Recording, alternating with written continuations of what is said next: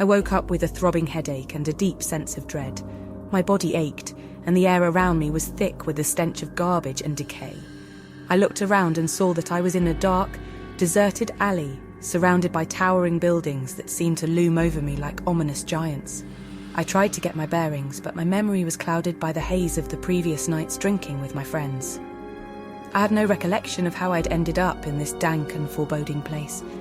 The city around me was eerily quiet, and the only sound was the soft hum of distant traffic that seemed to fade away as I stepped further into the darkness. As I stumbled along, I noticed strange shadows lurking around the corners of the alleyways.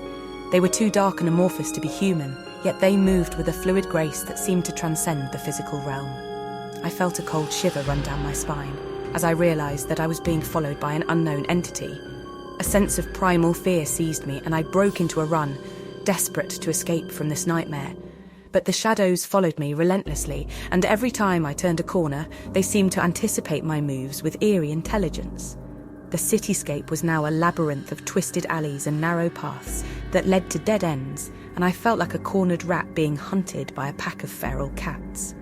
As I ran, the city around me began to morph and change, becoming something out of a dark, twisted fever dream.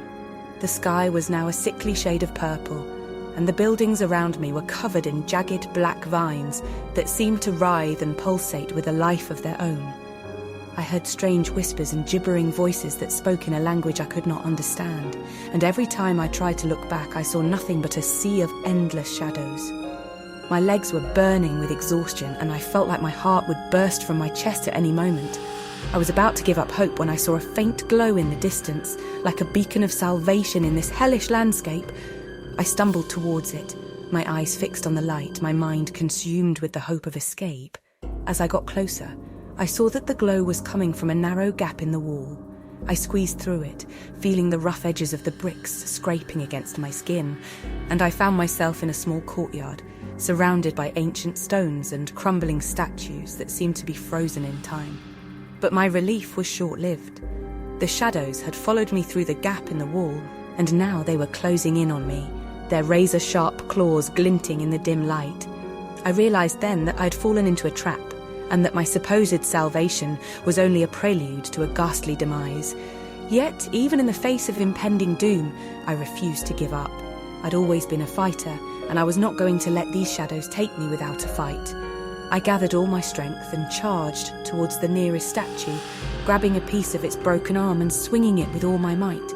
The shadows came at me with a fury, their eyes glowing with a sickly light and their claws slashing through the air like razor blades, but I fought back with a ferocity that surprised even myself, my broken weapon carving through the darkness like a hot knife through butter. The battle was long and grueling, and I lost count of how many shadows I had downed, but in the end, I emerged victorious, my body battered and bruised, but my spirit unbroken. As the last of the shadows dissipated into the night, the city around me began to crumble and fade away, like a mirage that was never meant to last. I saw a faint light in the distance, beckoning me towards it like a gentle embrace, and I knew then that I had found my way back home. I stumbled towards the light, my heart heavy with the weight of what I had seen and experienced. But even as I reached the safety of my own bed, I knew that I would never forget that fateful night, when I'd faced my deepest fears and emerged stronger than ever before.